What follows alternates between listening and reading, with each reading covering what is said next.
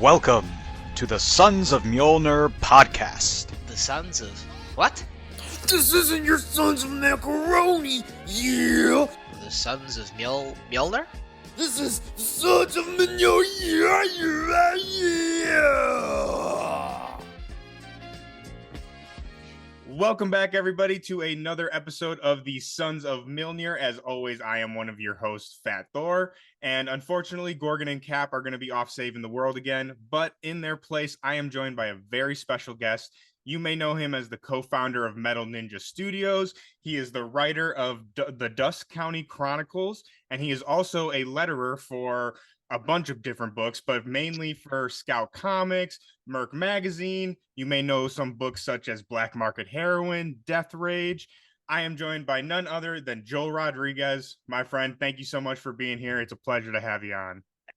Thanks for having me. It's I'm looking forward to this. Let's talk some nerdy stuff. Yes, sir. Let's get into all the nerdy stuff. So like I just mentioned, you're a writer of a book, but you're also a letterer, which I find super, super interesting. I think lettering is one of those like kind of forgotten arts. And you've actually even said this yourself, but it's one of those things where if it's good, you typically don't notice it. And if it's bad, you really do notice it. So, like I said, I'm super excited to get into all like the kind of lettering nuances and stuff because I think that's super, super interesting.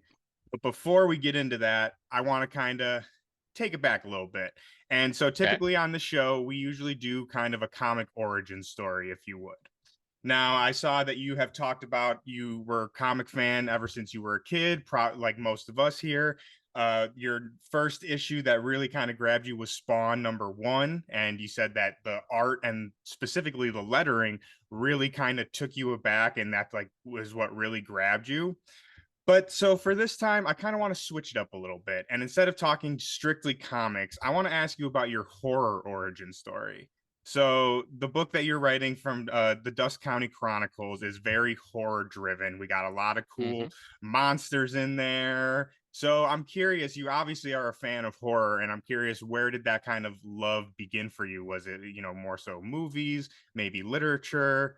So what is your horror origin, if you would? So first off, I gotta say, you are very well researched. That was awesome. Thank you. I've never had my origin story told back to me. That was crazy. So, it all kind of comes back to Spawn as it relates to horror in comics, but horror in general. My dad raised me young. That was basically it. Like the first horror-esque movie that I remember watching, and it's not so much a horror movie as it is a horror comedy, but when I was little, Army of Darkness was like the first horror adjacent thing that I watched. And I don't even think my dad knew that I was watching it because I remember him sitting on the couch watching it and me kind of like sitting off to the side of the couch, just kind of leaning up against the side of the couch watching Ash get attacked by all the little mini Ashes. And I was like, that's really the first time that I remember seeing that stuff or seeing anything horror adjacent, and then going from there to all the classics. Of course, you got Friday the 13th, Halloween, Jason and Leatherface, all the slashers. I love slasher movies. Then I saw American Werewolf in London and fell in love with the monster movies. And it was just a never-ending spiral down. But then as it relates to horror in writing, that's when it really comes back to Spawn, because I still remember Spawn issue 5. That was the first comic that really gave me that shock value that I've never really gotten from anywhere else. And as a writer, I became determined to get that shock value. And for anyone who's unfamiliar with that particular issue, that's when they introduced Billy Kincaid, who's a child murderer. And there's this very particular scene, I'm not going to get too graphic with it, but a particular scene where Billy is finger painting, but using a much different take on the term finger painting. And I saw it and I was just like, whoa, that's crazy. And it stuck with me, and it's been in my head ever since. And when I became a writer, I was like, okay, that feeling that I got when I read that, that's what I need to somehow manage to recapture in my own writing. Mm-hmm. And basically, my writing journey has just been one story after another of trying to recapture that. Yeah, absolutely. And I was gonna even say that, I mean, the fact that your first comic, I don't know your first comic, but the first one that really grabbed you was Yeah. Spawn really makes sense after reading Dusk County Chronicles. I was like, okay, that fits perfectly. Like I said, I think that's super interesting. I think Spawn is definitely a character that is like sits in that kind of sweet spot of like horror and action and superhero kind of all mixed together. Yep. So, like I said, I think like it just totally makes sense that you would go on to then try and write horror books. But that kind of flashes us forward a little bit. So you went to college and you got a degree, you got, did what everyone that says you're supposed to do, got a job, and you're like, man, this sucks. This is not for me. And so you started writing. So my question on top of that is I find that a lot of indie people that I talk to and people who kind of start their comic journey, they're doing it not necessarily like, oh, I'm, going against the establishment, but more so like they're not finding what they crave in what they're reading. So they want to add their own voice to it. So I'm Hmm. curious when you're in this job and you're not really enjoying it and you decide like, oh, I want to try my hand at writing. What was Hmm. obviously we just talked about kind of, the Spawn and kind of capturing that thing that captured you. But was there anything else that really kind of lit the fire under you and were like, I need to add my voice to this medium? Like this is what I want to add. Not really. I mean, I've always loved comics. Spawn was the one that got me to actually like take an interest in the craft of comics, Mm-hmm. but I was raised on Spider-Man and the Avengers and all the superhero big two stuff. So, of course, at one point it was, oh, I want to work for the big two and all that. But now, if you ask me, oh, do you want to work for the big two? No, I'm not really that interested. And someone even asked, well, what about Spawn? I was like, no, I do not want to mess up Spawn. Hey, Uh, you don't want that pressure on you. exactly. No, no, that's like the holy grail that I never want to touch. Yeah. But going back to it, I was an accountant at the time, and I was just so bored. I hated my job. Like you said, I did what I was supposed to do. I was originally going to school for guitar performance, and I realized that I wanted to propose to my then girlfriend, now wife. And I said, okay, well, I'm probably going to have to get a job that can actually make money. So I decided to be an accountant. Hmm. Went through all of that stuff and actually started doing accounting. And I was like, this sucks. I'm not I'm not fulfilled at all. There's nothing that I enjoy about my job. I mean, the people were nice, but that was about it.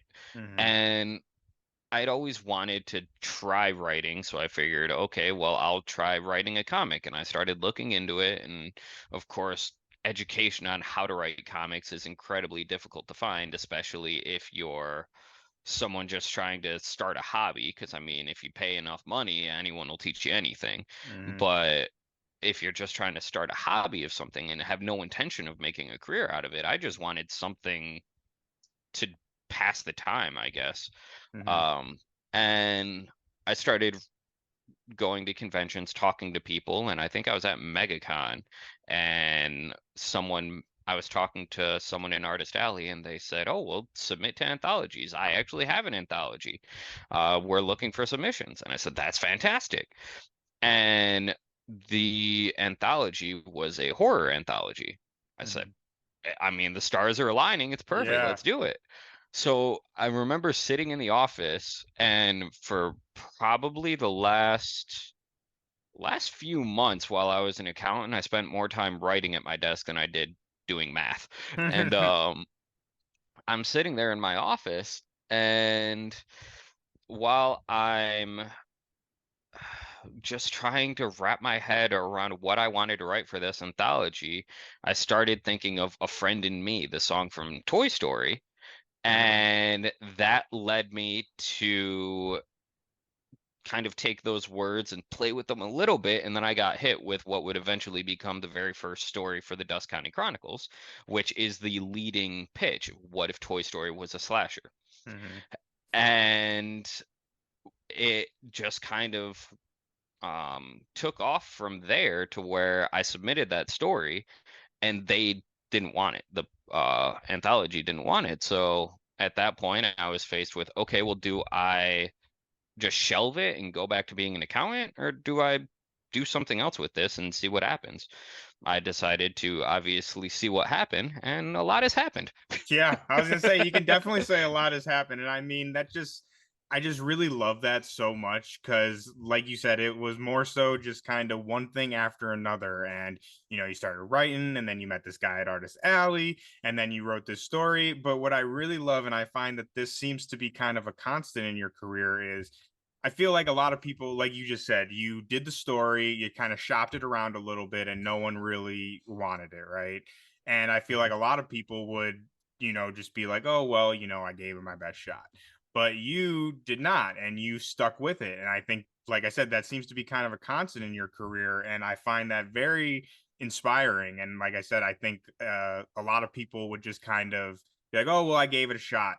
Can you kind of talk a little bit about the kind of, I guess you could say, persistency that it takes for Yeah, comics? And like I said, what kind of lights that fire under you, these are some awesome questions. Thank you, man. Thank you. So when I first started writing, everything that I was seeing, of course, I say I got into it as a hobby, but of course, I was looking for something to get me out of accounting.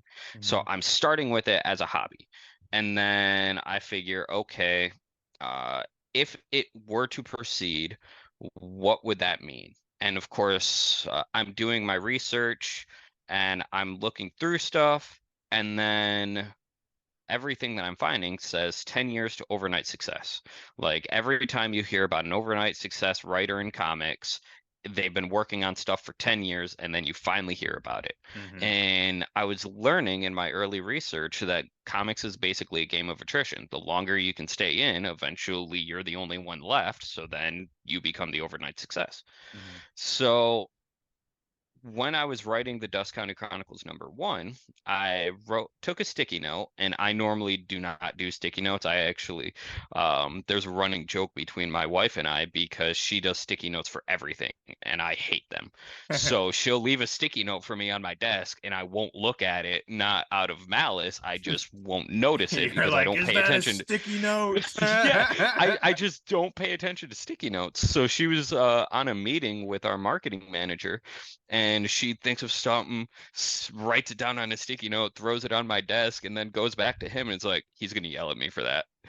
But so back to the story, I actually, in this particular case, I used a sticky note and I pulled it off of the stack and I wrote by 35. Was it 35? Yeah, by 35, I was going to be a full-time writer. I started when I was 25. Hmm. And I stuck it up on my desk, and that was my goal. And I figured I'll stick with it, see what happens for those 10 years. And by 35, my goal was to be in comics full-time as a writer. Well, one thing, I'm a big believer in words and definitions, and how you define things essentially can guide your life. And one such word is luck. And I define luck as being able and willing to say yes when an opportunity arises. And it's kind of a little joke that I have where if something comes up, I'll say yes and then I'll figure out how to do it later. And that's pretty much how my entire career has been built, because I started writing and then I realized I needed an artist. So I found an artist, and then I was going to try and save some money. So I taught myself how to letter, did not save any money, spent a lot of extra money. I say saved a lot of coins there, huh? Yeah, no, not at all. Not at all. And a big part of that was because learning how to letter actually sent me down a rabbit hole for graphic design, because I started learning graphic design as a way to improve my lettering, and then it all just kind of melded in together. And then through the combination of if something comes up, say yes, and then figure it out. And once you figure it out, that's a skill set that you can then use to progress even further along the path. I ended up going full time in comics within 2 years. And within 4 years, I had expanded Metal Ninja Studios. Now I have a team of 9 people supporting me and everything that we're doing within the studio to give back to the community as well as help creators. Mhm. So all of it started with that little sticky note of 10 years to overnight success. And it basically transitioned into a mindset of no matter what happens, keep going and then see what happens after that 10 years. And then January is actually the 5 year, January 2024 is actually the 5 year anniversary of when I started Metal Ninja Studios. And if you had asked me 5 years ago if I thought I would be where I am now, no. And I can Mhm. prove that because I had that sticky note that said Yeah. 10 years. And here I am halfway through. And yeah, I don't know if that answered your question, but No, that's an amazing answer, and I mean, you got to frame that sticky note, by the way, for sure. You got to lock that away and keep that. But I mean, that is just so cool, and I think so inspiring. And I think for a lot of people out there that are watching and listening to this, especially if they have aspirations for working in the comic industry, that's just such a refreshing and good take to have. And I think that a lot of people from the outside looking in, like you said it perfectly, you see these people and you're like, oh, they just came out of nowhere. Like you said, overnight yeah, success. But you really look at it and like they've been putting in the hours in indie books or short stories or, whatever it is. So, like I said, I really love that approach and that kind of attitude towards comics because I think that's really what you have to have if you are gonna ever hopefully make it. And I mean, like you said, you're halfway to that 10 year and you're already doing it. So who knows what's going to be at 10 years? You're going to be like, I don't know, the CEO of comics of the world or something. I don't know, something crazy. CEO of the world. Yeah, CEO of the world. um, Wahaha, I've got the mustache for it. Yeah, But exactly.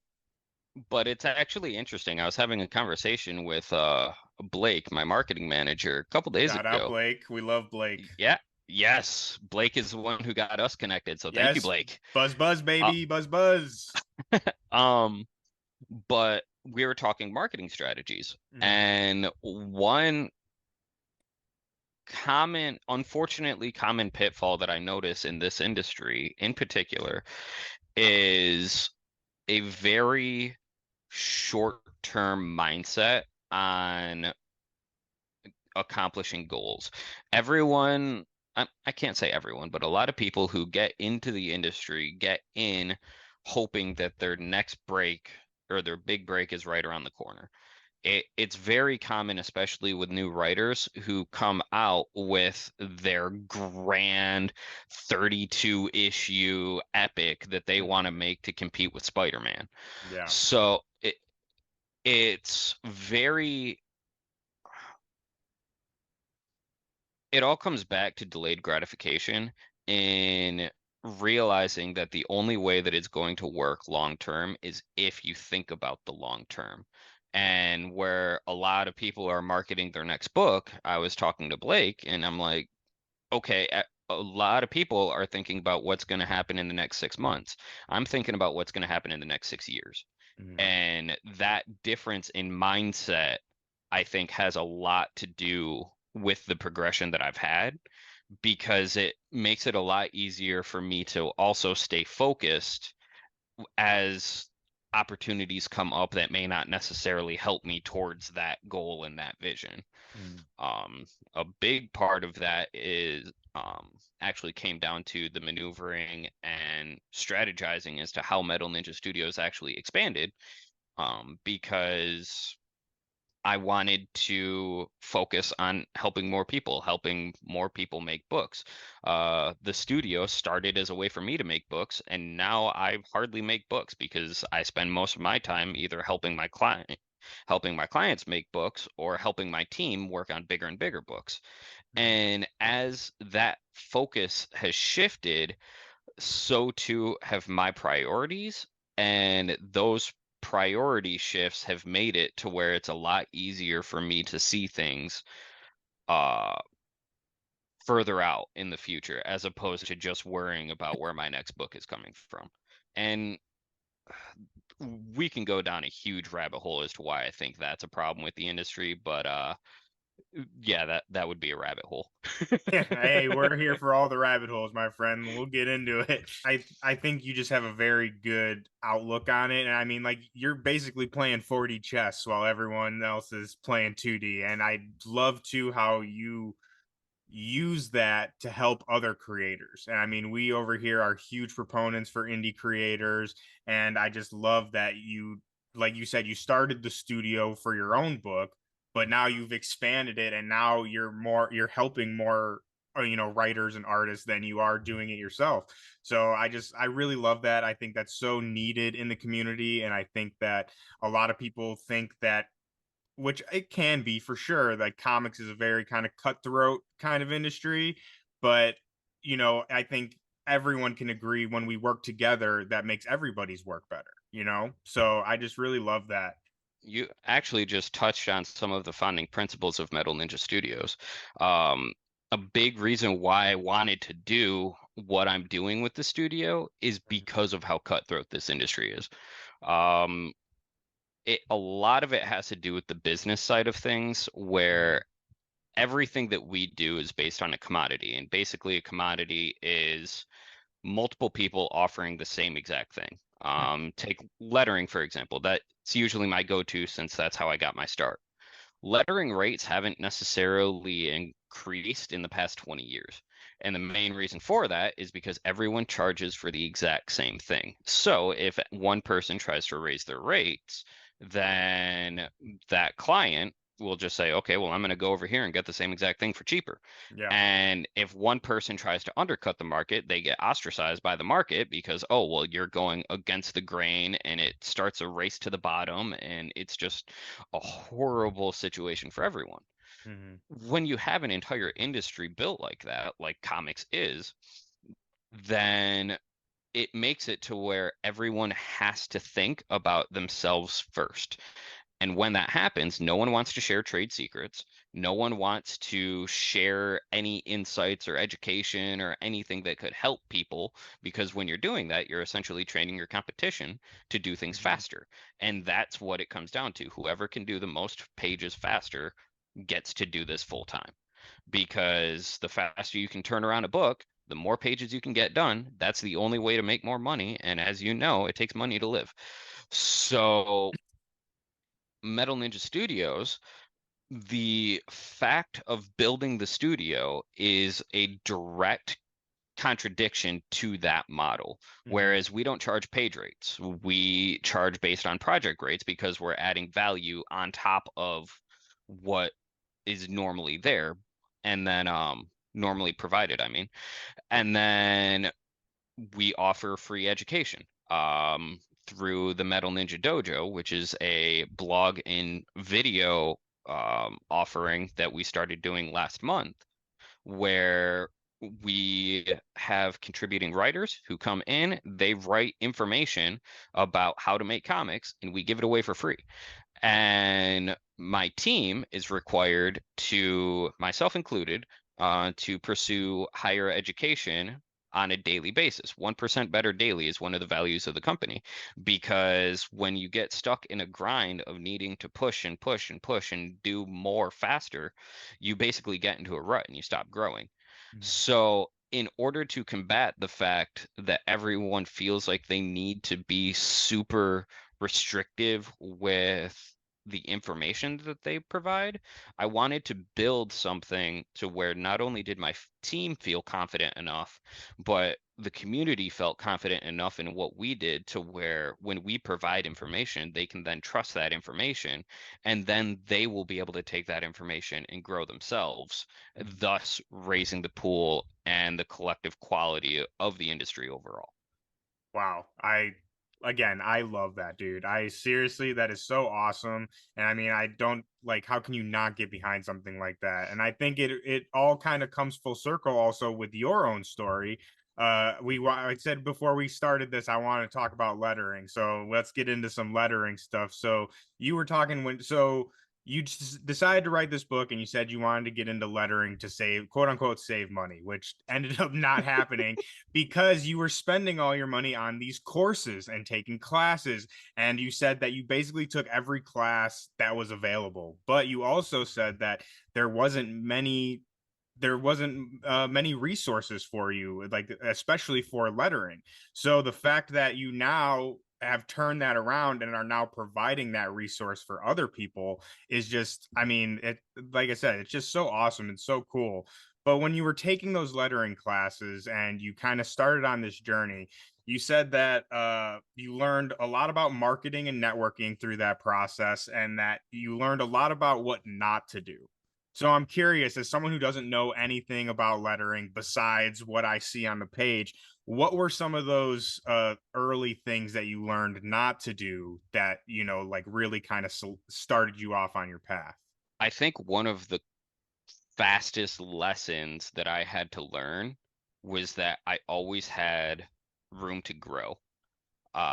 Because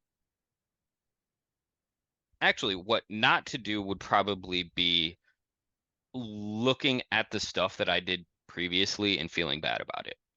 Um, like I joke about Dusk County Chronicles #1 being my least favorite of the series, just because it was the first book that I ever lettered. So the Mm-hmm. lettering is atrocious, but it was the first book, and it was literally the first one I had ever done. So of course it's not going to look fantastic.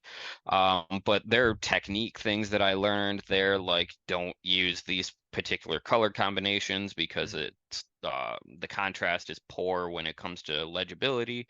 Um, there were plenty of mistakes that I made when I was learning print production. I remember in particular, there was one book that I was doing print production for that wasn't my book. It was a client's book.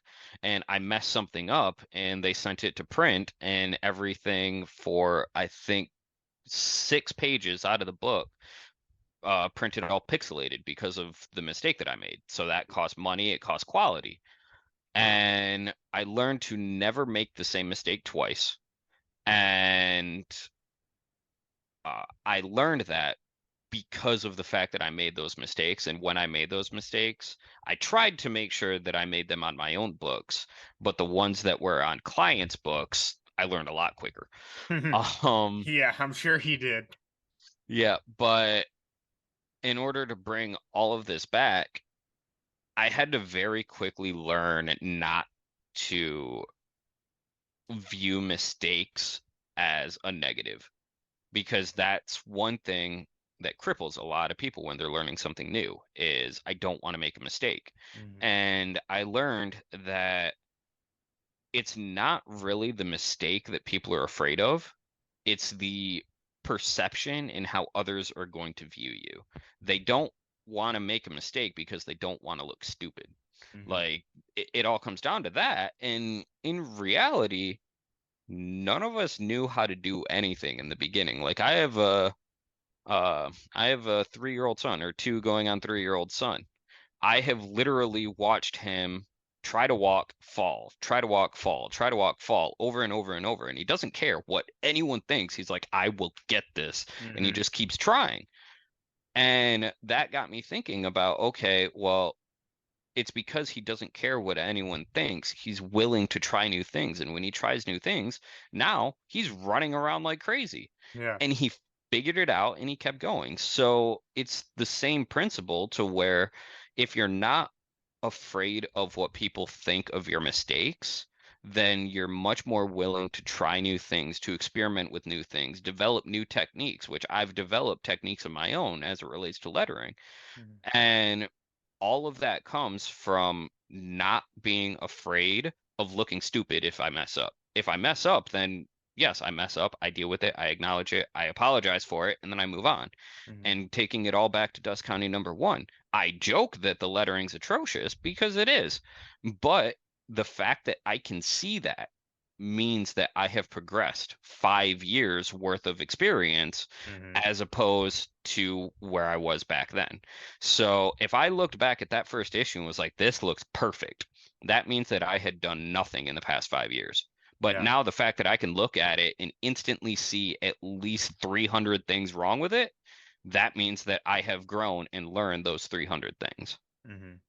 Wow. I love that. And just your attitude on the industry and your work is just, like I said, I really love your attitude about this kind of stuff. And I wanted to ask too, which I thought was super, super interesting. So, well, first of all, I want to ask too, just very quickly, why did you choose lettering? I just feel like like for people who are starting comics, I feel like you said, you were trying to save money. I would think Mm, like you would automatically like try drawing or coloring or something. So why did you pick lettering? I'm just curious. 'cause I can't draw for crap. That's Yeah. Uh, I I cannot draw. I've tried, and that's Mhm, one thing where I completely understand that in order to build a foundation, if I really wanted to learn how to draw, I could.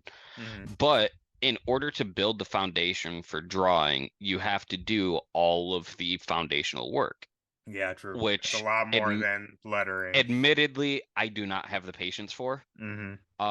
Whereas at the same time, I've always been fairly technologically intelligent and very good at picking up new technologies. Hmm. And lettering, I view as the perfect hybrid of artistic freedom and writing Hmm. because it's taking the flow and the cadence of the written word and pairing it with artwork in a way that only a letterer knows how to do professionally. Because there are artists who think that they can letter. In some ways, they can. But just how they need to spend years honing their craft to get anatomy right, letterers spend years honing our craft to get the cadence right for Hmm. how someone's talking. And being able to look at a balloon and look at a page, see how the different balloons fit on a page, and know how someone's mental voice is going to hear those words on a page is something that can only be developed through years of practice. Hmm. And I loved the fact that graphic design and lettering gave me a chance to express that creativity without starting from baseline zero. Because Yeah. I've always been interested in graphic design and different design elements and typography and things like that. So I had a bit of knowledge, but not much, admittedly. Hmm. Um, but I think a lot of that comes from my history with music and things like that, always having that creative drive to get into things. And of course, being a metal fan, everything with metal is fancy typography and Hmm. make it look cool and just barely legible depending on how dark you get into the metal. Yeah. But all of that came back to, okay, I want to do something creative. I know that I don't have the patience or the time frame to lay down those foundations for art.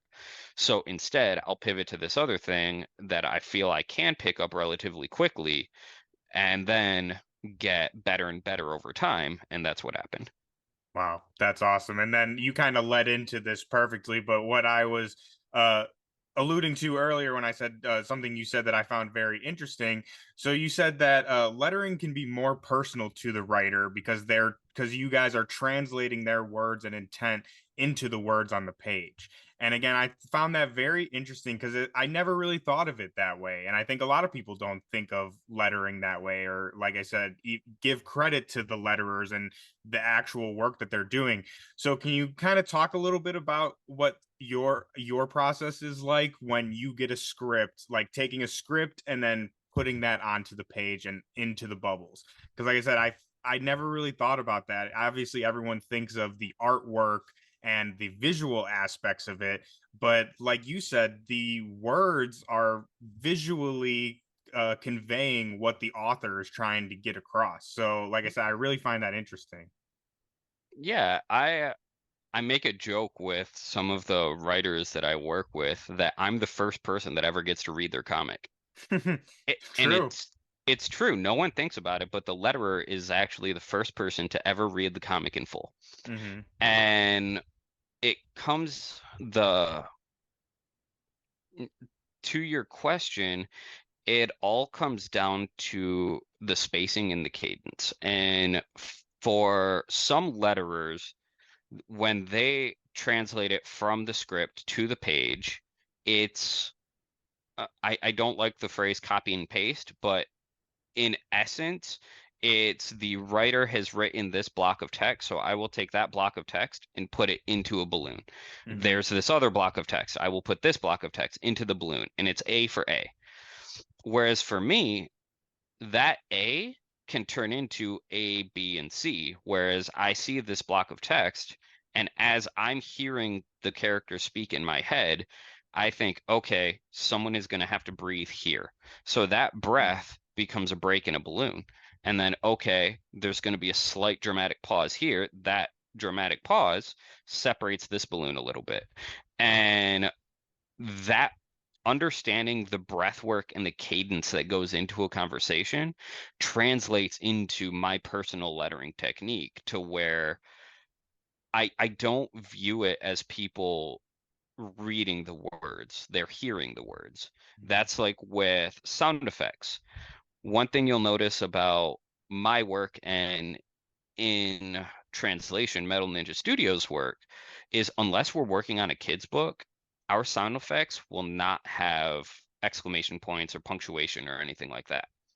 And that is something where it's not technically wrong to have punctuation, but following that same mindset of the reader hearing the words, the reader is going to hear the sounds. So if a sound effect says boom, the writer may script it as all caps boom with like 5 exclamation points. To me, that says they want a really big boom. The number of exclamation points equates to how big they want it. Hmm. But another example is like 86 O's in boom. Like they want it really big. So what some letterers will do is they'll do boom and then exclamation. Technically, there's nothing wrong with it, but you're kind of on a scale of 1 to 10, you're at like a 5. How you take that to a 10 is drop the exclamation point because a sound does not exclaim. A sound isn't shouting something, it just is. So how do you get that exclamation across? You do it by making the sound effect itself more dynamic. You make it pop more. You make it interact with the artwork. Like I love doing explosions because you can actually knock it out and make certain sections interplay with the artwork and just do these fancy things that don't detract from the art, but they actually take what was a B, 5 O's, an M, and 6 exclamation points and turn it into 4 glyphs, BOOM, that interplays with the artwork and gets the effect much more concisely than if we had had all those O's and exclamation points. Hmm. And all of that comes down to the fact that when your reader is reading a comic, they don't look at it and read, boom. They look at it and they hear, and Hmm. being able to translate that using as few glyphs as you can, and glyphs are letters and different symbols, using as few of those glyphs as you can while getting that same effect to resonate in your reader's head is what we do. And that's why some letterers are completely faithful to the a breakdown of the script, especially as it relates to, like I said, block of text, block of text, block of text, block of text. But for me, I personally add a bit more of a creative flair to it because I remember that when the writer is writing this script, they're not seeing the artwork. Hmm. So they don't know how that final artwork turned out. They had their vision, and then the artist then took that vision and rendered it. So it's my job to take the intent from the original script and marry it to the artist's rendition of what the writer was originally envisioning. And that's not necessarily going to be an A to A translation. I'm not going to change the words, but I may break up balloons to help with the dialogue. I may take certain things and add a bit more of a bold effect to it so that it matches the artwork. I may do different spacing or different levels of emphasis and build emphasis throughout the page that wasn't necessarily in the script to begin with, but that's what we need to do to make sure that what's being said matches the art. One of the surefire ways that you can tell if a letterer is just going A for A is if you get a piece of artwork where someone's shouting and the sentence ends with a period. Because visually, that doesn't make sense. It doesn't resonate. And although the reader isn't going to be able to pick out what's wrong with that, something isn't going to sit right. It's, oh, that's weird, but I don't know what. It's our job to know what and to fix it so that isn't there. Wow, that is just so interesting to me. I think that is so awesome. I could literally sit here and talk shop with you about lettering for hours because that is just so interesting. And like I said, I think it's, again, lettering is something that a lot of people don't know much about. And I think a lot of people are under the assumption that a lot of it is, like you said, just a simple translation, like, oh, the writer wrote this, so I put it in a balloon here.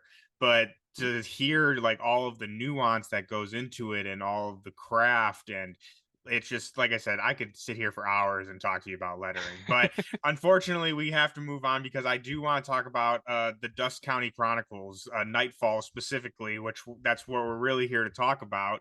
So issue 3 is coming out. Kickstarter is available now. First 2 issues have already been out. We've talked about the book a little bit throughout this interview as we're going on. You've described it as short stories that take a tale that you know and add a horror twist to it. And this began as an anthology series. The first 2 issues were, I think, collection of 8 stories each. Yep. And then 8 stories collectively, 4 stories each. Okay, so 4 stories each, 8 collectively, and that all came together in this new book, which is the Dusk County Chronicles Nightfall. And you have described this as the Avengers of Horror, which I love that analogy. I thought that was so great. But so in this book, we basically follow one of your characters from those short stories, and it basically kind of accumulates all of these short stories together into one cohesive story.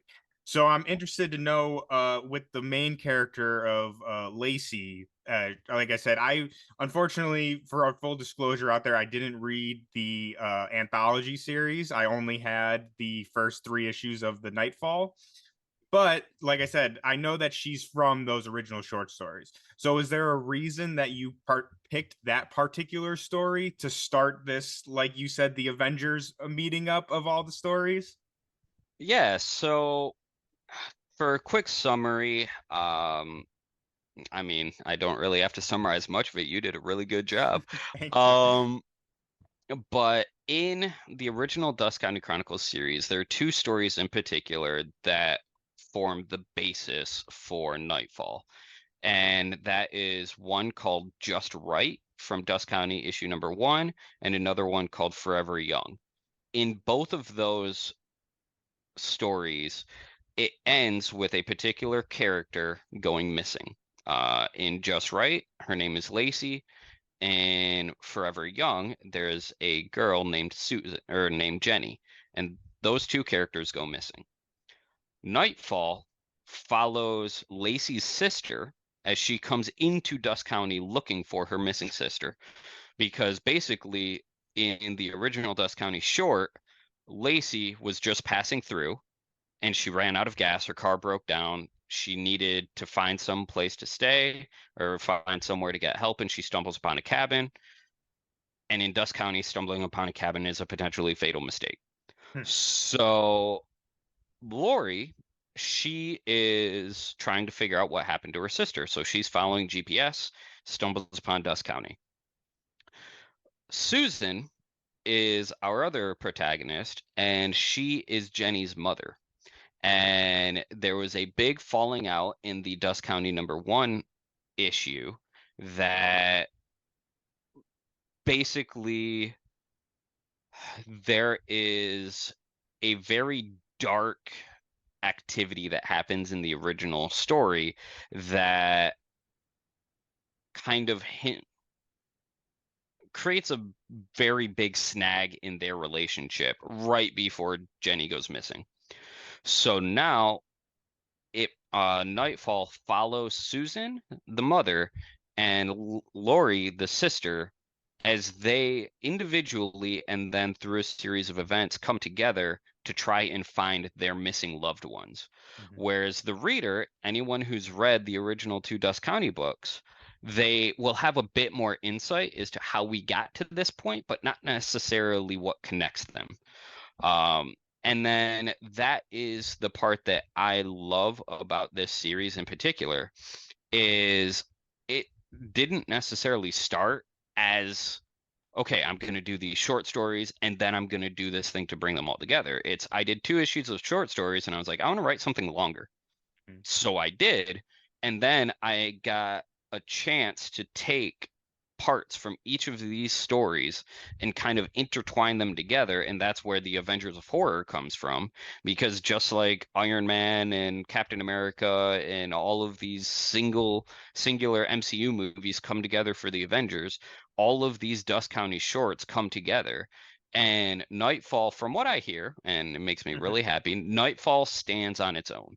Anyone can pick up those 3 issues, read it, and feel content that they got a good story. But then if they do that and they go back and read Dust County 1 and 2, then they get to see how everything intertwines. And there are certain characters that have some pretty big reveals that tie back into those original issues. And it just adds one more layer of depth that I had a lot of fun writing.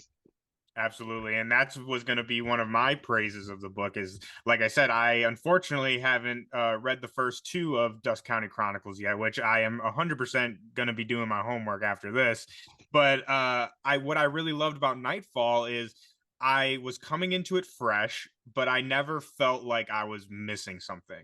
If anything, all I felt was, oh, I want to know more about this. Like, I know, like, there's something here that I don't know about, but I want to learn about it. You know what I mean? It never was like, oh, I don't know what this is talking about. It was more, it intrigued me than it confused me. So I think you did a phenomenal job with making it both accessible to a new reader, but if you did read the Dusk County Chronicles, there is tons of stuff to treat you for reading those other short stories. So I think you absolutely nailed that aspect of it. Thank you. Thank you. That's actually the part that I was the most scared of going into this. There were 2 things that really terrified me about making the transition from Dust County to Nightfall. And the first was I had no idea how to sell Nightfall. Like, for the first couple issues, Dust County 1 and 2, I had my pitch down flat. Like, there was a joke amongst my friends where I was basically a robot. Like, I had gotten, admittedly, up until about a year ago, I was horrible at talking to people. Like, the rapport that we have and the banter and all that, I was horrible at it. Like, I could sell Dust County, but the only reason I could sell Dust County was because I had it memorized to the point where I would just go through it like it was a script. The flaw of that is if anything would interrupt me, I couldn't pick it up. I had to restart. So I had friends who were complete jerks who would wait until I was mid-pitch and then ask me something and make me restart. So they are not great friends. I don't really talk to them that much anymore. But they cost me plenty of sales. But it's kind of funny going back to continuing education. I actually took a course to learn how to talk to people because I didn't like that being a flaw of mine. But anyway, going back to the pitch, I got really good at pitching the Dusk County Chronicles. Have you ever wondered what it would be like if Toy Story was a slasher? What about if Peter Pan required a sacrifice to enter Neverland? Well, that leads into the Dusk County Chronicles, and then it goes on from there. But then I had to figure out a way to transition and say, yeah, these two issues, those are an anthology. But this one's connected, and it takes characters from all the anthologies and brings them in, but not just in this one issue. Like, there are more issues, but you can't read those yet because they're not done yet. But trust me, it's all connected. Yeah. Like, I could not figure out a good way to sell it. Mhm. And then we finally get to the third issue, and I'm wrapping everything up, and then I'm like, Avengers of Horror. And it meets Cabin in the Woods, because Cabin in the Woods, the whole premise is there's a cabin that's secretly full of monsters.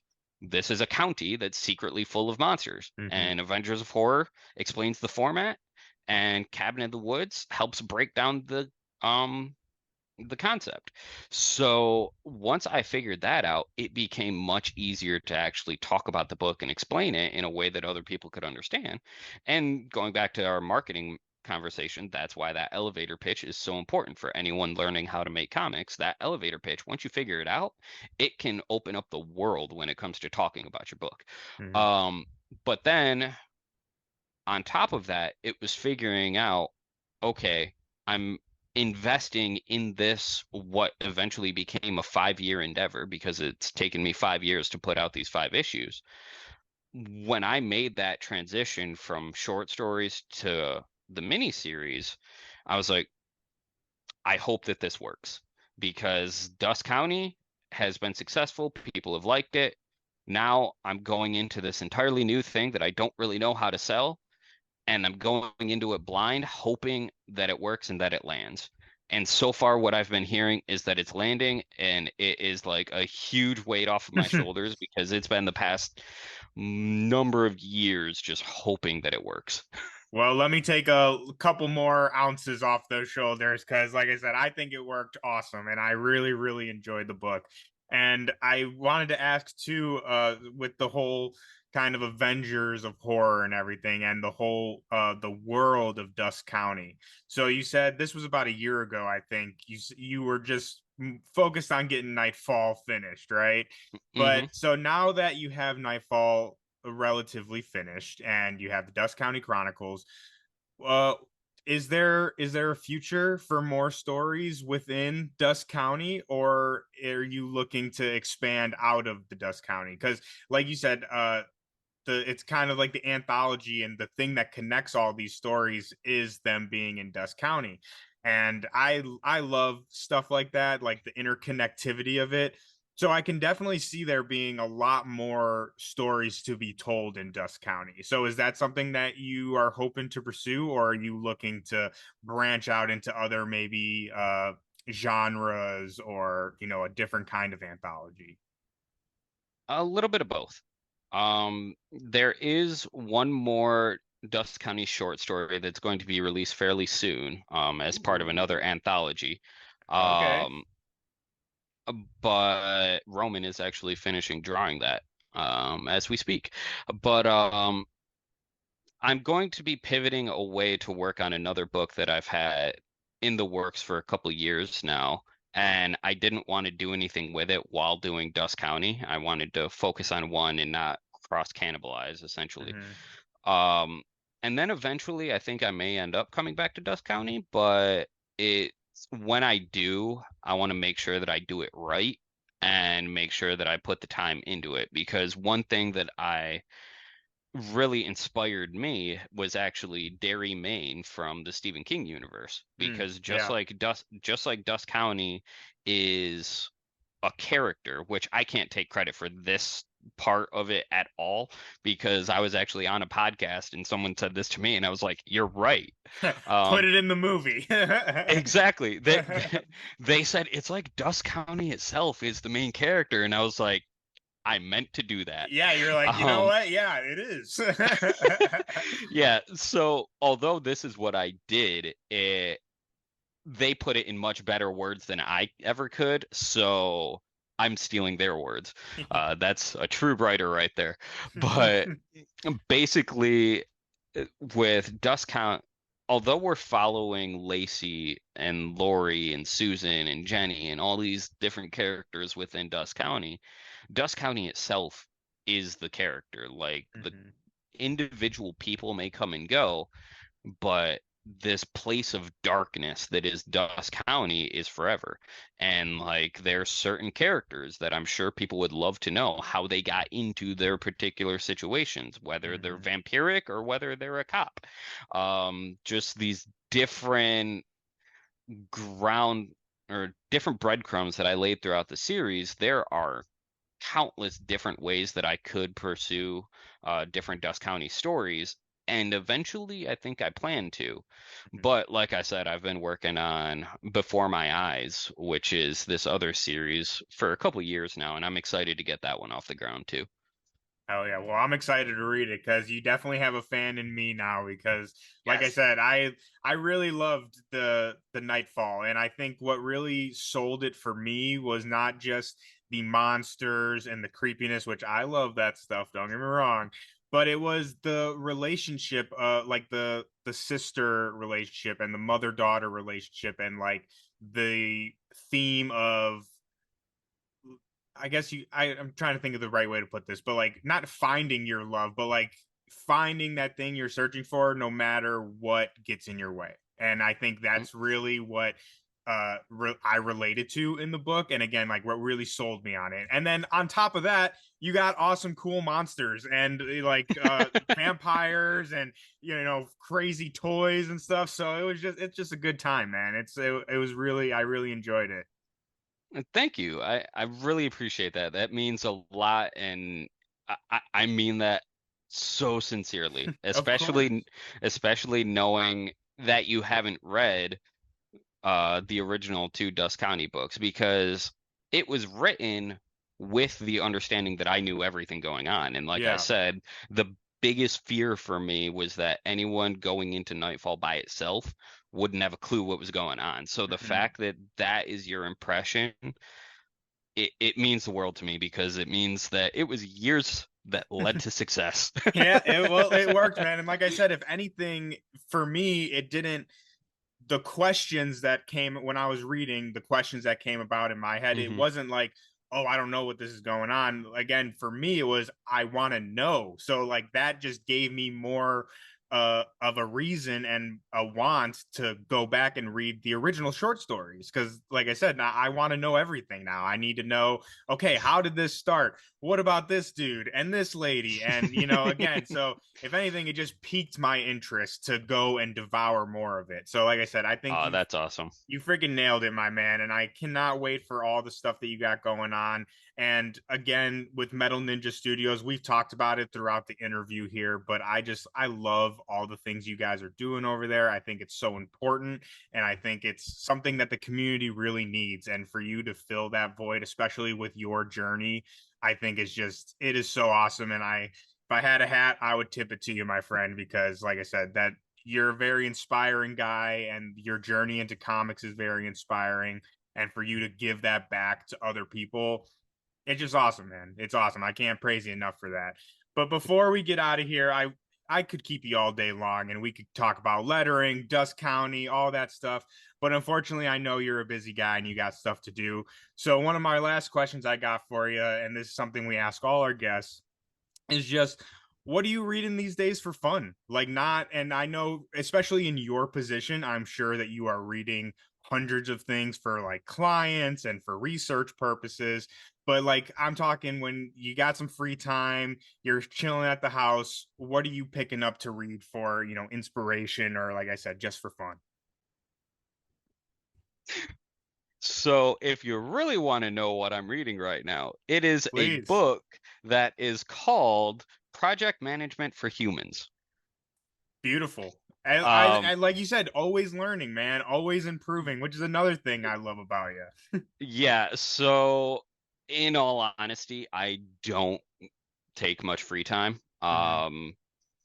I have a fun little hobby that I started doing recently of lockpicking. Oh, So okay. that's been fun, and it's the first hobby that I've had that doesn't cost me thousands of dollars. I I Yet. yeah. My main hobby and my main passion outside of comics is obstacle course racing and health and fitness and things like that. Hmm. But As it relates to reading, admittedly, I don't really read comics anymore just because I spend so much time making them and coordinating with the team. And by doing all of the work in the industry, I admittedly don't take time out to consume anymore. Mhm. Uh, it's actually been a problem, and I've had to work reading comics into my routine to make sure that I would at least stay up to date with some of the stuff happening in the industry. Yeah. Because like I said, you get so stuck in a routine that or get so stuck in the grind that you kind of segment yourself off from the world and isolate yourself so that you become this individual silo. Uh, that happened to me multiple times throughout the past 5 years because I don't do social media. I am absolutely horrible with it. I understand nothing about it, and I have no desire to learn it. Hmm. So luckily I have been um extremely grateful of the fact that my entire career up until probably the last year has been all through word of mouth. I haven't done any marketing, any promotion. There was a vast amount of time where I never looked for a client. They always either came to me or were brought to me. And of Hmm. course, the stuff that I did definitely helped because of my freelance work. I spent time as head of design for Scout Comics, and there were a bunch of things that led to my or lent themselves to my credibility, but it's the fact that I didn't have to market. Hmm. Um, all of that to say, it's a good thing I didn't have to market because I wasn't even reading comics. I wasn't on social media. I was just working. Like that was it. Hmm. Um, we mentioned Blake, my marketing manager. I brought him on because now that I have a studio and now that other people rely on me, I kind of need to bring in more clients and I need someone who knows how to do social media, and that's not me. So all of that to say, it's been a huge problem for me over the past few years to where I'm very regimented, I'm very hyper focused, and when that happens, I don't read much. I don't read much in terms of entertainment or consuming entertainment, which is really bad when you're someone who works in the entertainment industry. So It seems to be the working out for you, though. Yeah, for the most part. I just call it luck. Something came up, I said yes, and then I figured it out. Yep. Um, but the most recent thing that I read, and this shows how out of date I am. I just recently finally sat down and read The Last Ronin. Oh, okay. Great pick. Yes, yes. Yeah. As a turtle fan, as a lifelong turtle fan, I was like, all right, a dark turtle story. I Hmm. definitely got to read it, Yeah. and I wanted to read it, and the entire time the series was coming out, I was like, I gotta read it. And then I never did until like a week ago. Yeah. Well, you're ahead of me because I still haven't read it, but I know how great it is. And like you said, I mean, Dark Turtles, like take my money now. That's all I need. Exactly. Yep, exactly. But that's awesome, man. And like I said, I just really like your journey into comics and the things that you do in comics now, I think is just very, like I said, awesome and inspiring. And I think a lot of people out there that don't know your story and stuff will definitely feel the same way. Cause like I said, you're an awesome guy, man. And like I said, I can't Thank you. praise you enough. And for all the stuff that you do for the community and for yourself and Metal Ninja, it's just, again, if I had a hat, I'd be tipping it off to you. But I got to say, thank you so much for coming on and nerding out with me today. It has been absolutely so fun to have you. And now I want to throw it off to you. I know that you just said that you're not a big social media guy, but uh, let's see, Dusk County Chronicles. So the Kickstarter is out right now. Tell the people where you Yes. can find that, where they can find you, Metal Ninja. This is your time to plug yourself. Perfect. So I may not be a social media guy, but luckily Metal Ninja Studios isn't just me. We've got a guy for that. You can find the Kickstarter at metalninjastudios.com/Kickstarter. You can find Metal Ninja Studios social media links on our link tree, which you can get to via metalninjastudios.com/links. And then while Metal Ninja Studios is not currently accepting new clients, I do still offer free consultations to anyone who may be interested in working with us in the future, or also anyone who has questions about how to make comics. One thing that's very important to me is, again, providing education and content. And another way that I do that is by volunteering my time to talk to people who want to make comics, regardless of whether or not they're going to eventually become a client. And you can do that through metalninjastudios.com. There's a link to book a consultation, and you'll have 45 minutes to sit down with me and ask any questions you want. So that's where you find me. That's where you find the book. That's where you find the studio. And thank you so much for having me. This has been a blast of a conversation. I really enjoyed it, and I would love to come back whenever you want me. Oh, my dude, it is an open door policy on our end. Yes. Anytime you want to come, if you want to come just nerd out about stuff, if you got something to promote, whatever it is, just shoot me a message, man. We'll make it happen. Because like I said, Definitely. open door, you are always welcome back. Everyone out there, please make sure to go support the Dusk County Chronicles Nightfall issue 3. I'm going to be putting all the links that Joel just mentioned down in the description. So go check that out. You'll be able to find Metal Ninja, the Kickstarter, all that great stuff. Again, Joel, I can't thank you enough for being here with me today. It has been so much fun. If you guys enjoyed this conversation, please consider giving us a subscribe and a like. We got so much more stuff coming for you. But for now, I think that's going to be it. Unfortunately, we have to get out of here. So again, Joel, thank you for being here. Thank all of you guys for listening. Be sure to stay hydrated out there. I hope all of your stacks are fat this week, and we will see you all next time.